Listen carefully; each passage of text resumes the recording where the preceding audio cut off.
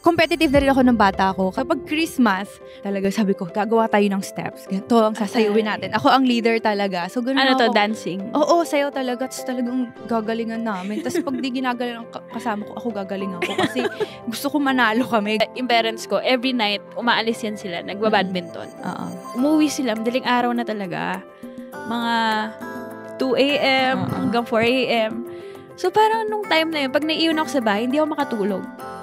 Kakaintay ko, puyat din ako. Kaya siguro hindi ako tumangkad.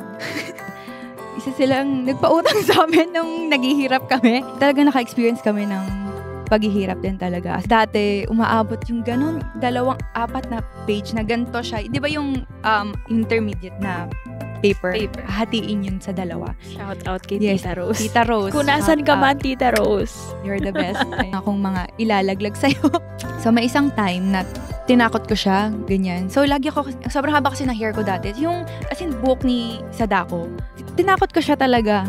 Tapos, bigla na lang siya naihi. Tapos, as in, nakagalang siya, ay, naihi na ako. Ganun siya. Tapos, as in, imagine niya yung face niya. Sobrang, Sinubukan niya akong kuhanin. Ginawa niya pa ako setter. Unang-una setter. Sa sobrang kaba ko, ayoko mag-set. Lahat ng bolang pumupunta sa akin, ino-over ko. As in, i-drop ko. O kaya basta hindi ko isi-set. Kaya siguro, sabi niya, hindi ko pwede mag-setter. Kasi wala na, inangkin ko na lahat. Kaya ginawa niya akong, tinuruan niya ako mag-spike. paano ka nag-ano? Sa-celebrate pag nagbabadminton? Gusto ko lang malaman. Paano Kasi, celebrate? paano ka mag-celebrate? Kaya Ng point? nanalo ka na. So, paano ka nag-celebrate? Di ganyan. Kaya mag-isa ka lang. Oo, ganun. Galing myself.